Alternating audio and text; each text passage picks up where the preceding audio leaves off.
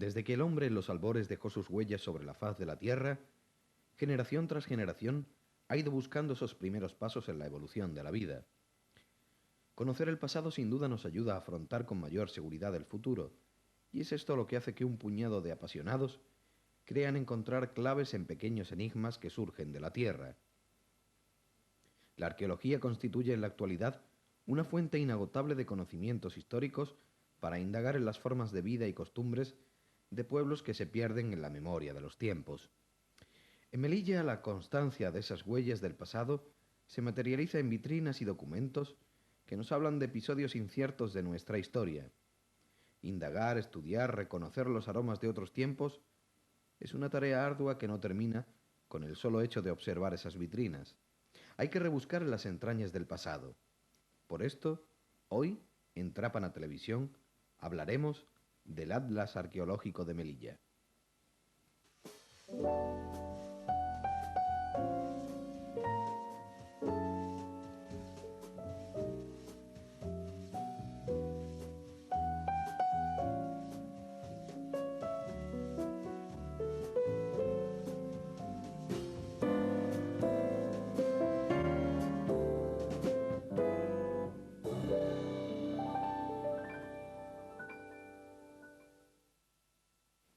Los datos y noticias acerca de la vieja Rusadir son imprecisos y arrojan grandes lagunas que solo hacen ahondar más en las preguntas y alejar las respuestas.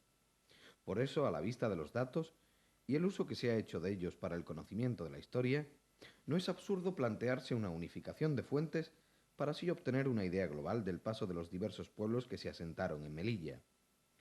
Por lo tanto, sin buscar un rigor científico por ser este un trabajo de los arqueólogos e historiadores, la unificación de datos y piezas atiende solo a un acercamiento general para así cuantificar, catalogar y determinar dónde y en qué circunstancias se han realizado los hallazgos. Para poder conocer todos estos datos de manera global, se hace preciso, pues, la creación de un atlas arqueológico que sirva de referencia a la hora de visualizar en un contexto general los hallazgos. El sentido de esta herramienta de trabajo no es otro que el de consignar, en un solo documento, la aparición de elementos que en la mayoría de los casos salieron a la luz de manera fortuita. La elección de este método de trabajo y visualización permite formular preguntas que a la luz de los datos nos darán una idea de la distribución geográfica en la que los asentamientos aparecieron. Así, de esta forma sabremos, por ejemplo, qué zonas de la vieja Rusadir eligieron los primeros pobladores o por qué se asentaron en estos puntos, bien por la proximidad del mar o por la existencia de agua potable. Son conclusiones que se extraen de un atlas arqueológico. Pero para conocer mejor el sentido del nacimiento de esta herramienta, hablamos con Jesús Sáez, que nos explica su significado. El atlas arqueológico no es ni más ni menos que la recopilación de datos sobre arqueología. Es decir, lo que hemos pretendido con este atlas es tener en un documento todos los hallazgos arqueológicos que se han producido en Melilla. Normalmente toda esta documentación ha estado dispersa en prensa, hallazgos, generalmente son hallazgos ocasionales y está dispersa en prensa o en diferente documentación, incluso aportaciones de personas que han conocido el hecho, pero no estaba, digamos, recopilada en un sitio o en un lugar en común. Ese es el atlas arqueológico. Los primeros hallazgos arqueológicos de la ciudad se producen allá por 1895, cuando se inicia la construcción de un matadero municipal. En realidad, de estos no hay referencias escritas, solo el testimonio casi verbal que fue pasando de generación en generación. Transcurrido algunos años vuelven a aparecer restos cerca del mismo lugar, pero en esta ocasión son 3 esqueletos y algunas ánforas. Al parecer, la mentalidad había cambiado, ya que de aquellos restos de 1895, que nunca se supo dónde acabaron, en el hallazgo que nos ocupa, el de 1905, las autoridades mostraron su sensibilidad y lo encontrado fue enviado de manera vertiginosa al Museo Arqueológico y Antropológico Nacional, donde aún están. Un año antes de la campaña del 9, y cuando se iniciaban las obras de unos nuevos hilos en el Cerro de San Lorenzo, volvieron a aparecer restos. En este caso, un joven, Rafael Fernández de Castro, tomó la iniciativa de preservar, catalogar y conservar todo lo que iba apareciendo, con lo que se convirtieron en unos elementos fundamentales a la hora de conocer el pasado de Melilla. Hoy día aún se exponen estos hallazgos en el Museo de la Ciudad Autónoma, constituyendo una parte esencial a la hora del estudio de la Rusadir fenicia. En cualquier caso, las prospecciones posteriores se han sucedido y han ido sacando a la luz aquellos tramos de la historia que aún estaban escondidos. Los restos han aflorado de manera lenta, pero como en un puzzle han ido encajando en cada hueco del devenir de una ciudad que con el paso de los años ha ido ganando sensibilidad por conocer su pasado. De cualquier manera, cabe preguntarse cuál de los hallazgos puede considerarse más importante. Primero, los hallazgos del área arqueológico no son catalogados. Digamos, lo que recoge el Atlas es los hallazgos que han habido, digamos, en la historia de Melilla, o al menos desde que Melilla tiene publicaciones, prensa, radio. Lo que se hace es recopilar esos datos y volcarlos en un Atlas. Indudablemente los más importantes siguen siendo, por lo menos hasta ahora, o han sido, el Cerro de San Lorenzo. El Cerro de San Lorenzo porque por primera vez se establece un asentamiento humano. Un asentamiento humano que en el caso del cerro dura 3 siglos. El Cerro de San Lorenzo, como casi todos sabemos, es un cementerio. ¿Cuál sería el segundo en importancia? La ciudad, la Acrópolis. Se supone que podía estar asentada en la zona de la Alcazaba, en la zona de Melilla la Vieja, del pueblo, Rusadir, en esa zona.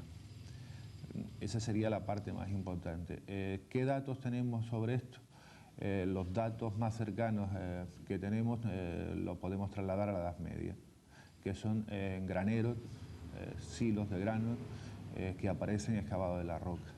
Esos silos es una especie de taza invertida, la forma de sería una taza invertida, y tienen en su boca unos 50 centímetros de diámetro y pueden oscilar entre 2 metros de profundidad y 2 de diámetro en la base a 4 metros. Imaginaros eso, esa extensión, o mejor dicho, la extensión que ocupan los hilos viene desde Ataque Seco hasta el pueblo. Imaginaros esa extensión llena de agujeritos en forma de taza invertida, la superficie, el volumen que ocupa eso y qué producción agrícola habría en Melilla. Ese es un dato bastante importante. Está muy poco estudiado. Hoy en día se está estudiando más e incluso está apareciendo en Plaza de Armas y nos revelaría, digamos, la riqueza de la ciudad con respecto al comercio. O sea, para mí es un dato muy importante. Poco estudiado, pero muy importante. Uno de los datos que se extraen del estudio de este atlas arqueológico es sin duda aquel que hace referencia a la localización de los restos. Observando con detenimiento su focalización, deducimos varios aspectos. El primero es que los arroyos de Farjana y Siriguariach son los asentamientos más antiguos que se conocen, ya que la existencia de agua en la zona propició la aparición de industrias. Pero la relación del hombre con el mar y el agua en general es uno de los puntos cardinales en el estudio del atlas arqueológico. En realidad los fenicios se acercaron más al mar y es en la zona que hoy ocupa la explanada de San Lorenzo donde se asentaron. Por esto se diferencian varios puntos cuando uno observa el mapa de yacimientos arqueológicos de Melilla. Habría una primera zona que lo compondrían las colinas y cerros que rodean una antigua zona pantanosa o laguna en la que en la actualidad se asienta el centro de la ciudad. Y otro punto se focaliza en lugares como el barrio del Real y el arroyo de Farjana, de menor importancia en volumen de restos encontrados. En cualquier caso, la pregunta resulta obvia en este momento. ¿Hay alguna zona donde los hallazgos fueran más profusos? Si tuviéramos un plano, en el Atlas hay un plano no muy bueno, todo hay que decirlo, debido al espacio que se tiene para informar. Si tuviéramos un plano de Melilla y lo que hoy es centro de la ciudad, lo convirtiéramos en una laguna o en una zona lacustre, veríamos que todas las colinas adyacentes tienen hallazgos. Curiosamente, si vamos siguiendo con los hallazgos y lo ponemos en forma cronológica, los primeros asentamientos o primeros hallazgos, o los más antiguos, provienen desde la zona del Río de Oro hacia lo que sería la desembocadura del río, o sea, Cerro San Lorenzo, Tesorillo, etcétera, etcétera. De ahí, cronológicamente, los más antiguos pertenecen a la prehistoria y llegan hasta época romana. Esa es, digamos, la zona más antigua que tenemos. Incluso, también relacionado con el Río de Oro, tenemos los hallazgos de siles, canteras, y luego se desplazan hacia el promontorio. hacia lo que conocemos como el pueblo, probable ciudad de Rusadir, etcétera, etcétera. O sea que es una cosa bastante curiosa. Uno de los restos que mayor interés ha levantado en la reciente historia de Melilla es sin duda el de las monedas púnicas aparecidas en el puerto de nuestra ciudad. La práctica inexistencia de restos submarinos confieren a estas monedas el apelativo de únicas, además de otorgarle una importancia crucial en el estudio de este periodo de la historia melillense.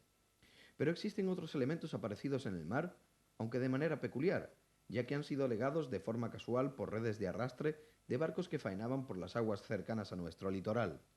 Nos referimos a ánforas y a anclas que actualmente se exponen en el Museo de la Ciudad.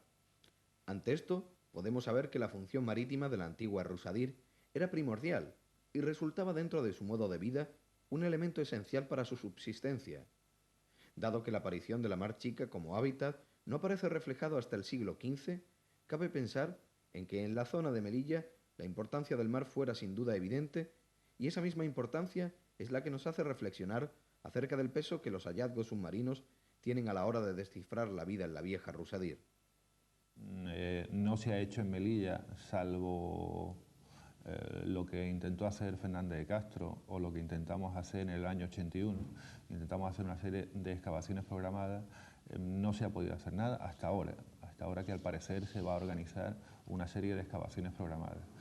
El Atlas no es ni más ni menos que un documento para que en su día se pueda hacer una programación arqueológica, es decir, sabemos dónde hay restos arqueológicos, con este documento se pueden establecer zonas arqueológicas y con eso se puede hacer un plan de arqueología. Respecto a los hallazgos submarinos, los hallazgos submarinos también son ocasionales. O sea, ¿qué importancia tienen los hallazgos submarinos? Pues la importancia de saber que hay restos submarinos. Esa es la importancia que tienen. ¿Cómo lo clasificamos? Habría que hacer un estudio, cosa que no hay. Si en tierras tenemos pocos datos, imagínate en el agua. De hecho, son muy importantes. Vamos, la pieza más antigua que hoy dispone el museo es un hallazgo submarino. Son importantes, evidentemente. Otro de los aspectos que se deducen de un vistazo al atlas arqueológico es el que hace referencia a la concentración de restos en la zona centro de la ciudad. Este dato es interesante, pero hace que nos preguntemos sobre si en otros puntos de la ciudad han aparecido elementos arqueológicos de interés. La respuesta a esa pregunta es afirmativa, pero solo el fruto de la casualidad hizo que se descubrieran restos de cierta importancia, tanto en su aspecto formal como en su localización geográfica. Los puntos donde se produjeron los hallazgos resultan algo dispersos, pero ofrecen un dato significativo. Los asentamientos en Melilla ocupaban una gran extensión y no se limitaron a la zona que actualmente comprende el corazón de la ciudad. Especialmente interesantes son unos cañones aparecidos en la zona del Príncipe, silos de diferentes épocas en los que además de grano aparecieron en ocasiones algún cadáver en el barrio del Tesorillo, o ánforas salidas a la luz en la zona que hoy ocupa la escalera de la Fuente de Trara. Como vemos, son algunas de esas pequeñas historias que pasan desapercibidas, pero que cuentan con una importancia crucial en algunos casos para el estudio de la historia melillense. Es por tanto interesante saber que no solo en el centro de la ciudad han aflorado pedazos de este enorme puzzle que es nuestro pasado. Sí, sigo diciendo que son hallazgos ocasionales. En el Real lo que apareció fue una sepultura, por casualidad, que en prensa dice que tiene una serie de objetos, anillos, pero que no tenemos constancia de que existan. O sea, el único hecho concreto y mención es lo que dice la prensa. O sea, tenemos que creernos lo que dice la prensa. No hay fe o no hay un hecho tangible o fehaciente que te demuestre que ese objeto que apareció corresponde a ese hallazgo que menciona la prensa. O sea, si aparecen, imaginaros que probablemente en época romana lo que hubiera aquí eran colonias, transacciones o grupos aislados. Imagínate un pueblo con una serie de señores que vivían ahí enfrente que hacían transacciones comerciales. No se descarta, o yo no descarto, que hubiera villas, ¿no?, por llamarlo de alguna manera, y que las personas que morían en la villa fueran enterradas allí. Eso tendría que demostrarse, evidentemente. Quizás, hablando de todo un poco, uno de los hallazgos, volvemos al Cerro de San Lorenzo, más importante de esta zona y que se le dé ningún valor. Si te subes al museo verás una piedra que es un molino. Esa piedra está inacabada y esa piedra puede datar que toda la producción de molinos de trigo desde lo que es Barcelona, toda la zona de Levante español, probablemente se hicieran aquí. Y esa piedrecita que tú ves allí en el museo podía dar pie a una tesis doctoral que anda por ahí diciendo, confirmar esa tesis doctoral de que los molinos de trigo se hacían en el norte de África. Uno de los episodios que más ha conmocionado a la opinión pública, tanto por su interés histórico como por su peculiar hallazgo, es el de las monedas púnicas que aparecieron en la dársena pesquera. Fueron un total de 10.000 piezas, y todas ellas con una importancia capital a la hora de entender, a través de la numismática, parte del pasado de esta ciudad. Se trataba de un hallazgo excepcional de monedas púnicas que presumiblemente formaban parte de un taller militar itinerante que acuñaba monedas para el pago a los famosos mercenarios que luchaban en batallas al servicio del mejor postor. Con toda probabilidad estas monedas se encontraban en un barco que se hallaba fondeado frente a la costa de la vieja Rusadir, a la espera de descargar su preciada mercancía. Por suerte para nosotros estas monedas aparecieron de manera fortuita al realizarse trabajos encaminados a dragar la dársena pesquera, con lo que la suerte estuvo una vez más con la historia y los arqueólogos al hacer florecer este gran tesoro. Se trató de un hecho sin duda de importancia capital que surgió del mar.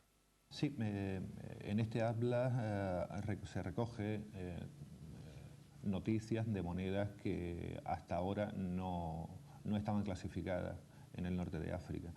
Digamos que el más importante en cuanto a cantidad y mito que levanta sería el hallazgo de 14 kilos de monedas púnicas. Se supone que ese hallazgo te da pie a pensar que eso fuera un taller itinerante. Un taller itinerante que probablemente estuviera o podía ser destinado a pagar mercenarios, con lo cual te sitúa en una época histórica muy interesante para la ciudad. Las prospecciones han continuado durante tiempo. El subsuelo de Melilla sigue dando frutos históricos y lo cierto es que los resultados son ahora más que aceptables. A los hallazgos efectuados por Fernández de Castro el siglo pasado se han sumado otros de igual importancia que han hecho a las autoridades plantearse la necesidad de conocer e indagar en el pasado. Así, las excavaciones se han sucedido sin interrupción, aunque de forma dispersa. Lugares como el Parque Lovera, la Plaza de Armas, la Casa del Gobernador y otros puntos han sido objeto de recientes excavaciones en las que se buscaban indicios de la vida en otros tiempos. Lo cierto es que de lo fortuito como factor decisivo a la hora de encontrar objetos de otras épocas, se ha pasado de manera paulatina a una motivación de las autoridades que ha impulsado campañas para preservar el inmenso patrimonio que hay bajo tierra y que precisa de ser estudiado. De esta forma, se ha borrado la apatía de nuestros mandatarios en inversiones que sin duda reportarán nuevos datos y harán aflorar otro tipo de réditos, los históricos. En cualquier caso, cabe preguntarse en este momento cuál de las zonas que potencialmente son arqueológicas deberían ser estudiadas en estos momentos con mayor interés y profusión. Realmente en esta revista, en Trápana, hace prácticamente por la misma fecha, se escribió, Antonio Bravo y yo, escribimos sobre el cuarto recinto y mencionábamos ya en aquel entonces el interés que podía tener el cuarto recinto y toda la ladera de Ataque Seco como zona arqueológica. Por eso te decía que el ATLA lo que pretendía era un principio de estudio para clasificar zonas arqueológicas en Melilla. Ese es uno de los puntos que pienso que sería más interesante de preservar y estudiar. Uno de los enigmas que más confusión e intriga ha propiciado entre los historiadores es el de la ubicación de Rusadir dentro del mapa del norte de África. Hay cientos de teorías, miles de especulaciones, y lo cierto es que los entendidos no se ponen de acuerdo. La única realidad palpable es que de todo el cúmulo de restos arqueológicos puede deducirse la existencia de diversos asentamientos humanos a lo largo de la historia. Estos habrían sido púnicos, romanos y de otras culturas que dejaron su impronta y huella en la ciudad.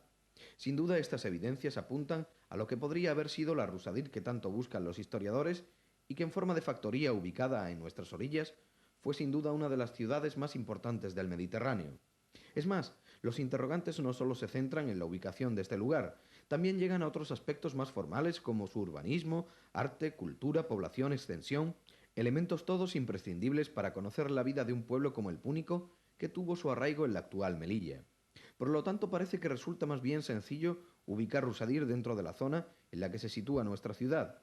Pero lo que resulta complicado es poder determinar elementos que demarquen tanto el territorio como el perfil de sus gentes y calles. En cualquier caso, es más que indudable que las teorías siguen estando sobre la mesa de trabajo de numerosos historiadores. Sigo diciendo que prácticamente es imposible. Es imposible porque, como en el Cerro de San Lorenzo, que tenemos un asentamiento o una utilización del monte durante 3 siglos, en Melilla la Vieja lo que tenemos son hallazgos aislados. O sea, no hemos encontrado ni una sepultura, ni una casa, ni la cimentación de una casa de esa época. Podemos encontrar objetos. Es como si tú vienes por aquí y pierdes una moneda.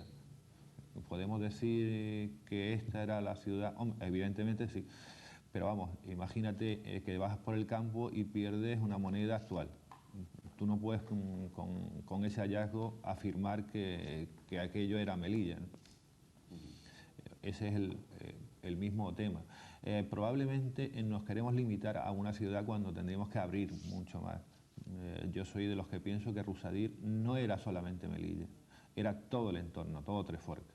Todo eso era Rusadir. Evidentemente con los puertos de Levante y Poniente, que serían Melilla y Casasa. ¿Que Melilla fuera el puerto de Rusadir? Creo que sí. ¿Cómo de grande era la ciudad? No lo sabemos. Y tenéis que pensar que incluso en esa Rusadir tendría que ver mucho, y habría que estudiarlo mucho, el Gurugú, como punto más elevado y observatorio de la zona. Así las cosas, el atlas arqueológico resulta una herramienta útil de interesante y fácil manejo. Para los historiadores les facilita la labor de ordenar conceptos de ubicación de yacimientos y les ofrece un campo de hipótesis extenso donde poder articular teorías que posteriormente deberán probar. Pero en el plano más vinculado a la curiosidad de los espectadores, hemos de decir que la sorpresa es la palabra que marca la lectura de un plano arqueológico en el que se ve cómo Melilla tiene diseminada en su interior cientos de pequeñas historias, desde restos de una enorme factoría, pasando por el acuñamiento de monedas, hasta trazos de anteriores batallas, son algunas de las señas de identidad de un pueblo como es el melillense, cargado de pasado. Las hipótesis, las teorías, los interrogantes, las especulaciones, todas seguirán estando ahí. Todas ellas irán resolviéndose con el tiempo y llenando los huecos que el pasado ha ido abriendo en una ciudad como la nuestra. La vieja Rusadir seguirá presidiendo durante generaciones las páginas de la historia de Melilla.